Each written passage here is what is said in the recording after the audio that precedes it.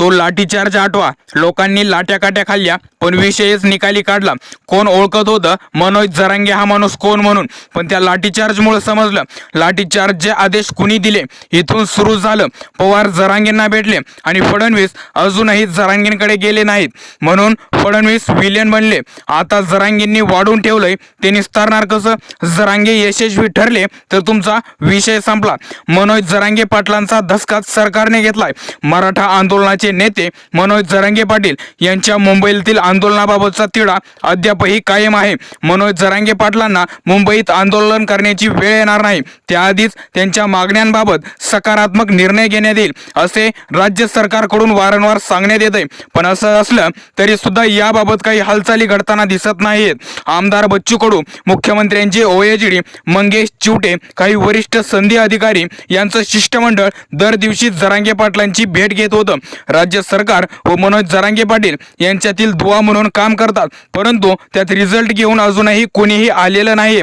त्यामुळे मनोज जरांगे पाटील यांना मराठा आरक्षणाबाबत झुरवण्यात येत असल्यामुळे अनेक मराठा समाजाचे नेते व सर्वसामान्य मराठा देखील नाराज आहे.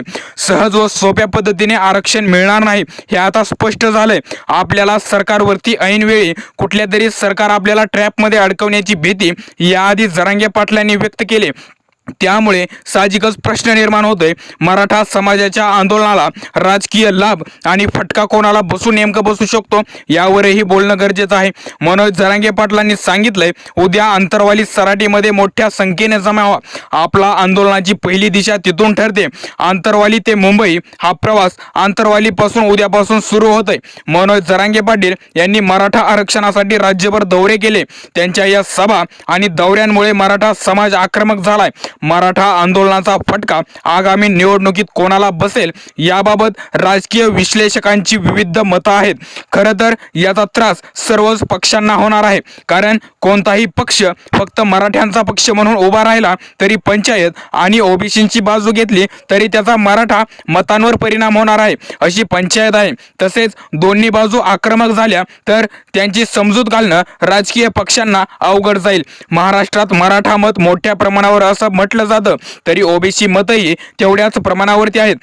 त्यामुळे चारही पक्षांना त्याचा फटका बसेल. मराठा समाज आणि ओबीसी समाज यांच्यातील मतभेदातून येत्या काळात छोटे पक्ष तयार होतील किंवा स्थानिक पातळीवर बंडखोर उभे राहतील, ज्यामुळे मतं विभागली जातील. आत्ताची ही परिस्थिती पाहता सर्वच मोठ्या पक्षांना याचा फटका बसण्याची शक्यता आहे, कारण कोणाचाही राजकीय पाठिंबा असला तरी मराठा समाज ज्या पद्धतीने आक्रमक आणि नाराज झालाय त्यानुसार सगळ्याच पक्षांना त्याला तोंड द्यावं लागणार आहे. म्हणजेच आंदोलनाला राजकीय पाठिंबा आहे असं वाटत असलं तरी त्यांनाही त्याचा फटकाच बसणार आहे. त्यामुळे सगळ्यांचीच पंचायत झाली. ओबीसी विरुद्ध मराठा असं जर झालं तर कोणताच पक्ष स्वतःला केवळ ओबीसींचा पक्ष म्हणून उभा करण्याचा प्रयत्न करणार नाही. यापूर्वी भाजपने ओबीसींचा पक्ष म्हणून मोठा होण्याचा प्रयत्न केलाय, परंतु मराठा समाजाला दुखवून ओबीसींचा पक्ष होणं भाजपलाही परवडणार नाही. नुकतंच दोन मोठ्या पक्षात उभी फूट पडल्यानं 204 पक्ष झालेत. त्यामुळे राज्यातील राजकीय पक्षांमधील स्पर्धा अधिक तीव्र झाली.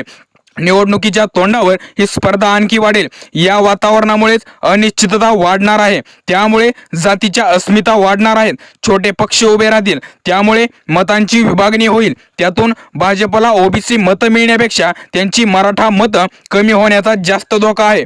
इतर राज्यात भाजपचा भर हा ओबीसी मतं मिळवण्यावर राहिलाय, पण महाराष्ट्रात मराठा मतं बाजूला टाकून ओबीसी मतं घेऊन फारसा फायदा होणार नाही. आत्ताची ही त्यांची भूमिका ही मराठा समाजाला आम्ही हवं ते देऊ अशी असली तरी त्यामुळे ओबीसी ही त्यांच्या बाजूने उभं राहतील याची शक्यताही तशी कमीच आहे. सध्याच्या घडीला घडतंय काय? मनोज जरांगे पाटील या माणसाला ओळखत तरी कोण होतं? आंतरवाली सराटीपुरतं मर्यादित असणारं हे व्यक्तिमत्व होतं, पण जर आंतरवालीत तो लाठीचार्ज होत नव्हता, देवेंद्र फडणवीस लाठीचार्ज मध्ये आंदोलकाची बाजू सोडून पोलिसांची बाजू घेत नव्हते, शरद पवार मनोज जरांगे यांना भेटत नव्हते आणि एवढं मोठं मराठा समाजाचं आंदोलन उभं राहून सुद्धा अजून एकदाही देवेंद्र फडणवीस किंवा अजित पवार मनोज जरांगे पाटलांना भेटलेले नाहीत आणि त्यामुळे कुठे ना कुठे फडणवीसच आहेत ज्यांच्यामुळे मनोज जरांगे हा माणूस मोठा झालाय असं देखील एका बाजूने चर्चा घडवल्या जात आहेत। याबाबत तुमचं काय मत आहे कमेंट सेक्शनला व्यक्त व्हा। बाकी फडणवीसच कारणीभूत आहेत का ज्यामुळे मनोज जरांगे पाटील आज या स्टेजला आलेत? व्यक्त व्हा। जय महाराष्ट्र।